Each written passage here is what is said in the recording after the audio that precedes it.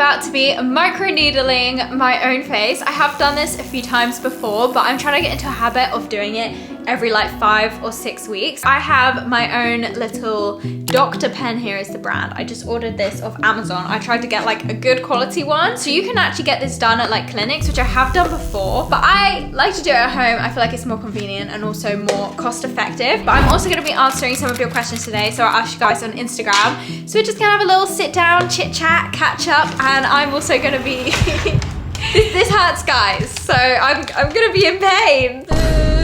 Some parts of it can be relaxing, but because I have quite deep scarring, which is the reason why I'm doing this, to help with acne scarring, on those parts, I like to put it on a more like intense setting, and that can be a little bit painful. And also on the area like around where like the skin is kind of thin, that can be a little bit painful, but otherwise it can be nice. But yeah, microneedling is really good for helping with like speeding up the healing of scars and also discoloration. So this is what my face is currently looking like. Let's see what happens. So I can't remember last time I looked it up. This kit comes with different like collections of like needles. When I say needles, guys, these needles are really, really small. So like, it's not like, it doesn't like go deep into your skin. It's literally just the surface of your skin. I am a bit squeamish about things like that. So that's why like the only reason why I'm okay with doing this is because it's just your skin, but it's something about like when things go underneath the skin, that's when it freaks me out. Anyway, so yeah, there's a pack. I have 2 packs of 36 needles and 1 pack of 12 needles. And I can't remember what does what. So I just looked it up. We're gonna start off with the 12 pin one because that's like good for like overall just general face. So I'm pretty sure we just pop this in. Anyway, so let's start with the first question, which is what's your favorite facial oil slash moisturizer? This is quite fitting. So at the moment, I have actually been giving my skin like a proper break from products. So usually I don't put anything on my face other than this water spray. And yeah, obviously I clean it in the shower just with water and also with that water spray. But for this, you do actually need a bit of like a moisturizer on. It just helps a lot. So if I was to use a moisturizer, I'm gonna be either using castor oil or jojoba oil. Obviously organic and ideally like pure and cold pressed is the best. These oils are really good for your skin. They have loads of like different benefits, and they're also hydrating, and also they don't like clog your pores. And then also some oils you have to be careful because they can actually go like rancid really easily, like almond oils. So like these oils are good because they're pretty stable. So that's why I like to use them on my skin if I was to use an oil. So right now I need to use some castor oil to hydrate my skin before I do this, because it's just gonna help the pen like glide all over my face. Now castor oil is like really thick, so I would recommend putting this on like before bed normally, because yeah, it does seep in, but it takes a long time. And you also don't normally want to use too much, like unless you're doing it for like a face mask or something, which is kind of like what I'm doing right now. I need it to be nice and thick, so that's really good. And this is also, castor oil is amazing for hair growth. So if you can put it like in your hairline and on your eyelashes and on your eyebrows, I want to start doing that, you know. I should actually start doing that. So I'm trying to like grow my hair, and I feel like also growing like your eyelashes and like the, you know, making them all moisturized is so nice. Like the idea of just having really long eyelashes sounds appealing, of course. I'm sure pretty much all girls would agree with me on that. So if there's like a natural way to do that, that would be amazing. So yeah, castor oil, I've heard, has many benefits, lots of different benefits. Okay, so now my face is moisturized, we can get started on actually doing this. So I'm gonna take, oh no, I did not put that in properly. Okay, that seems pretty, yeah, there we go, we got it on. Let's turn this on. Let's turn it off actually, because I need to put it on the lowest setting. It has like different settings. So I think to start with, we're gonna start it on a pretty, maybe in just 2.5, because I might do like my forehead and work my way down on my face, because my forehead is like the least scarring and stuff.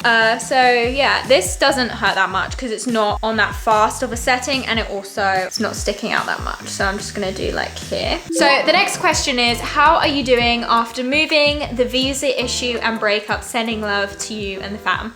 Thank you. So yeah, a lot has been happening in my life recently, which is kind of why I wanted to like answer some of your questions as well, to do like a bit of a catch up. So in terms of moving, like moving has been amazing. I was kind of worried because I felt like we'd lived in London for a while, and while I did love living there, I did start to get a bit bored, but I was still like kind of worried about moving. Like I didn't know how it was gonna feel because I had like really you know, felt like quite established there, but because of that, I kind of felt like there was a lot of good things in London, but it was just very, very busy. Very, very busy in London. And when I first moved there, like when we first moved there, I loved that busyness, but after a while, it just started to be too much.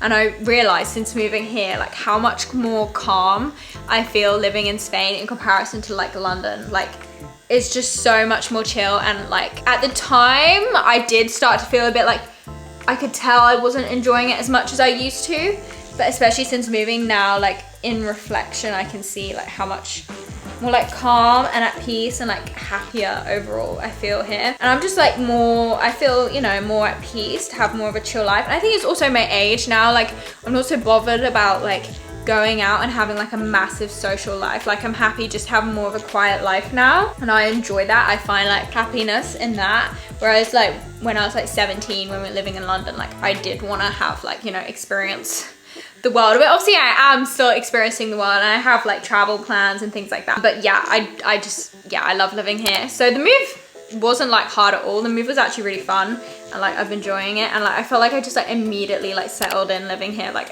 I like feel like I've lived here for way longer than I have. But it also feels like I haven't lived here that long in terms of like I feel like not bored of it or anything like that. In terms of the visa, like in the moment it was a little bit stressful, but I kind of always knew it wasn't like an actual issue. Basically what happened was the visa took a little bit longer than expected. So I had to go to Gibraltar for a while, which is like a British territory, but it is basically still Spain. Like it's really not that far. So it wasn't that big of a deal. I just didn't know how long it was gonna take, because obviously those sorts of things aren't like, you can always have like an estimation of like how long something like a visa will take to get approved. Like I knew it was gonna be fine. I just didn't know how long it was gonna take, and it was a bit annoying because the timing, so it was like Christmas time, and I didn't wanna like not be able to be at home for Christmas. So that was kind of like the only stress to it, but there wasn't massive stress.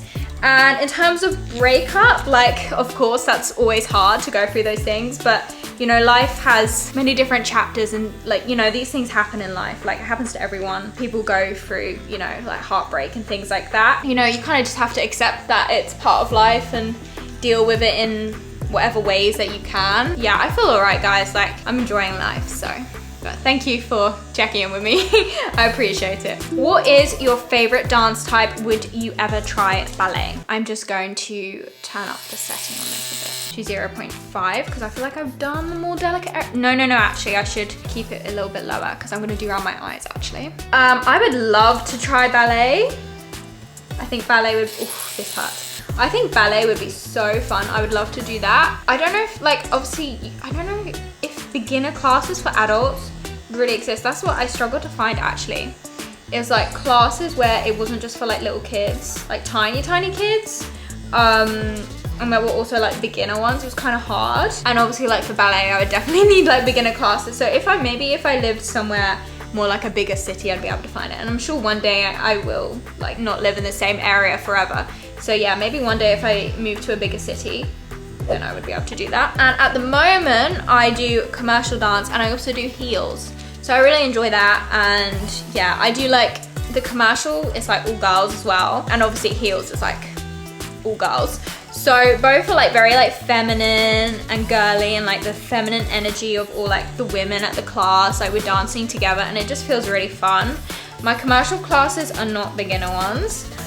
So I only just started those kind of more recently, and it is hard, especially because some of the choreos can be like really fast, so many moves, and like dance moves I've never like even attempted before, because I mean before I started dance classes in like November, I'd never ever done dance before. I had no experience. The heels that I do is beginner classes, so it's a bit easier, and like the teacher takes the choreo, like we go for it really slow. Like even if it's a bit more faster and complicated, we practice it so many times. Whereas like my other classes, because it is a more advanced level, like we just learn the choreo so quickly and like don't really get much of an explanation or breakdown on how to do the moves. But obviously we're dancing in heels, which makes it harder. So I feel like they probably like even out in terms of difficulty of it, because dancing in heels is not necessarily easy, but it's been so fun, and I do feel like more balanced and much more like coordinated, and I'm just like figuring out like how to dance. Like it's really fun. I would definitely recommend trying out dance, because I've always wanted to try it out for so long, even though not necessarily something I thought I was like naturally talented at. But I think the main thing with dance is just like trying to be in the moment, and like it's kind of like meditation in terms of like you have to just be in the moment and like forget everything else and just be like listening to the music and try and like feel that music, and not necessarily worry too much about the actual choreo, which is obviously why you have to practice it so much so it becomes like second nature. You're not having to think about the choreo, you're just thinking about the music and like expressing that feeling of whatever the song is into your dance, which is why I love it so much. So now I think I'm gonna turn it up a bit higher.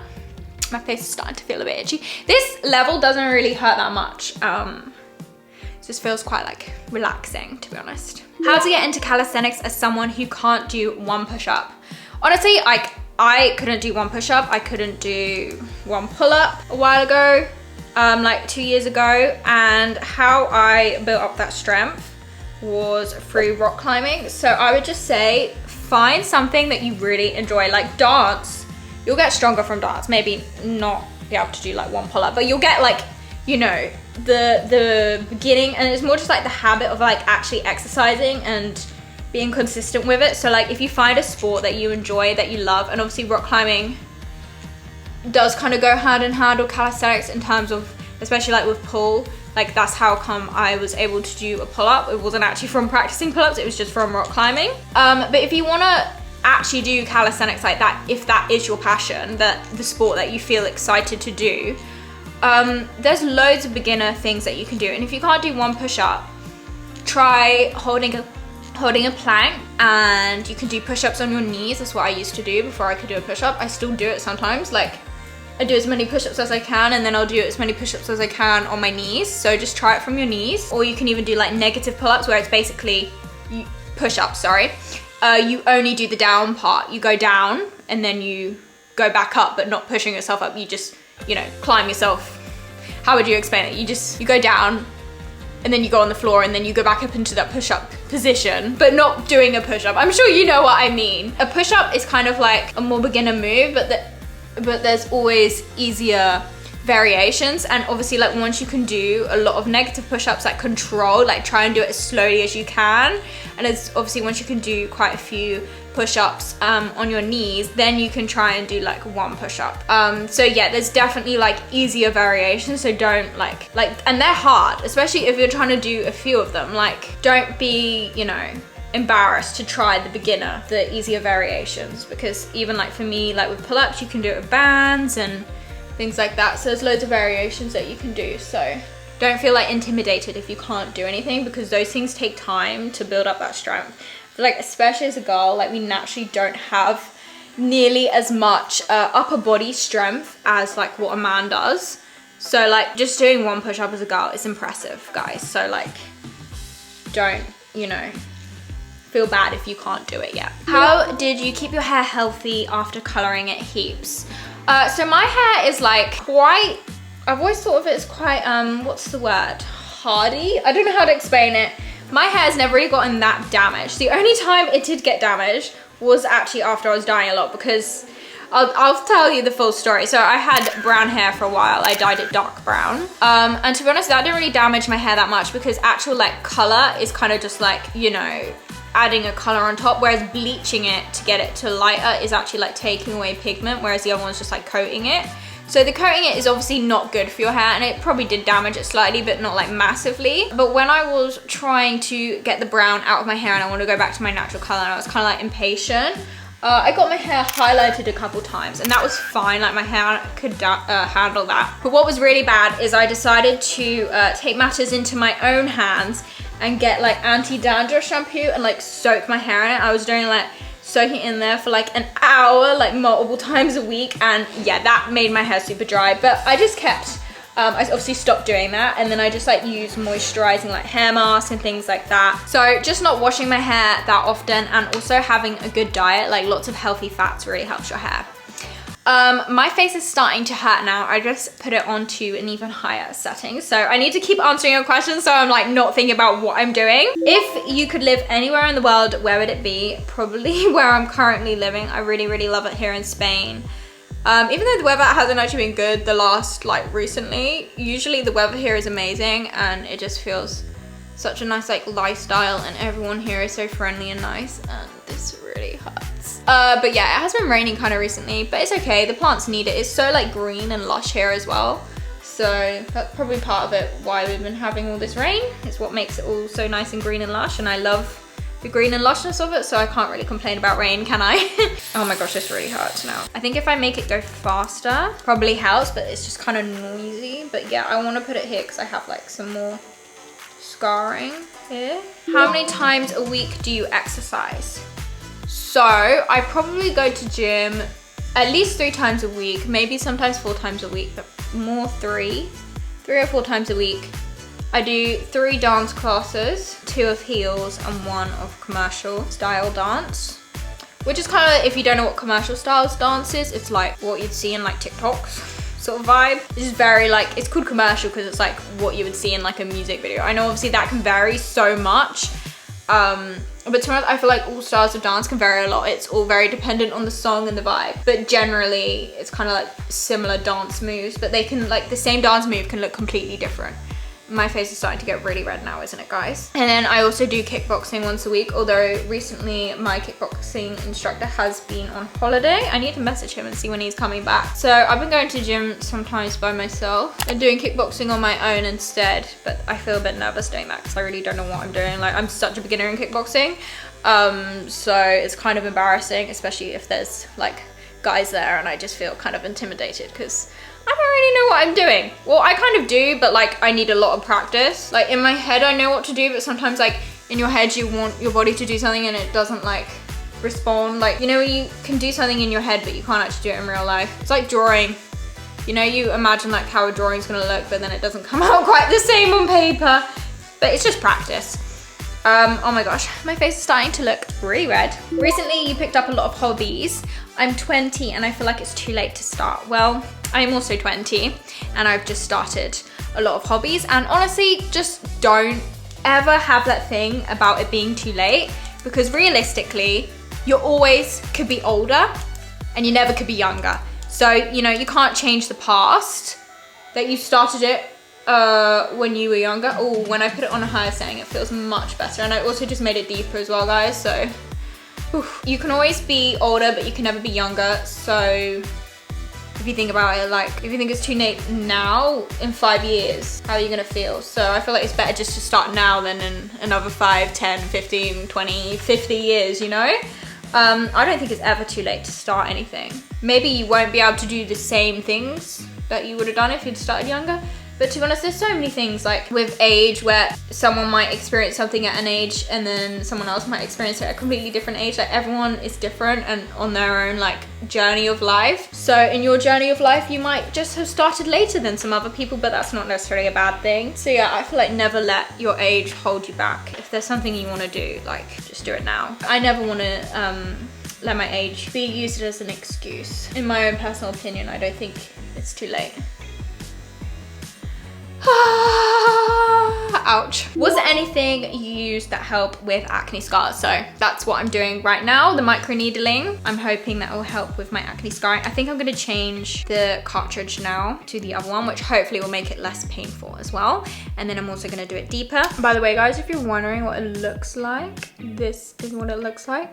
So yeah, as you can see, they're like it's called micro for a reason. They are literally so microscopic. It doesn't actually make your skin bleed, which is why I like doing this, because I have tried like chemical peels before and they are obviously peeling off so many layers of your skin, and I felt like it gave my skin more like hypersensitivity and I didn't like it, and I kind of wish I hadn't done that because I just don't want to damage my skin like that. And I do prefer to do things which are much more natural and let my skin heal in a natural way.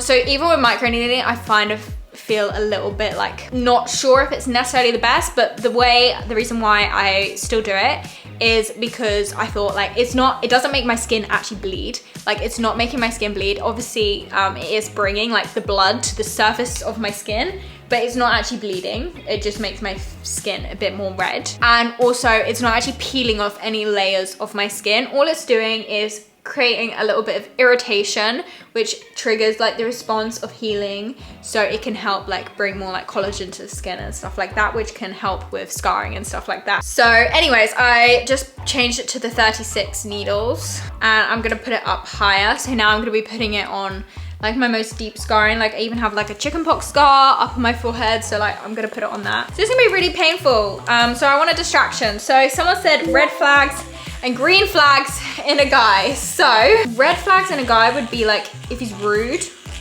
or like to other people, especially like how he treats other, I think this isn't on properly. How he treats like other people, especially like random people. I don't know, how he talks about people, how he talks about his friends. I think that's definitely something you need to like pay attention to when you're dating. Another red flag would be, let's think, I don't know, if he like lies, sort of like little white lies could be a bit of a red flag, because if he's lying about something little and like meaningless, like even though it's kind of meaningless, like that is kind of meaningful that he's lying, you know?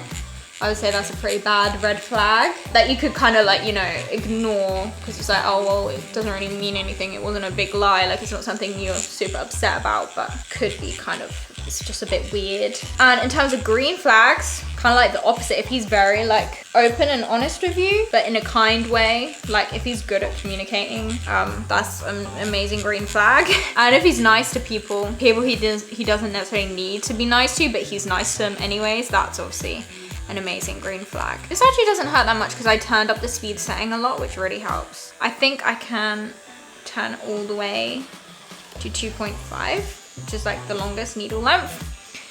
So now it might hurt a bit more. And I'm just gonna, no, it's all right actually. I'm just gonna do this on like the areas with the most scarring. So like here as well.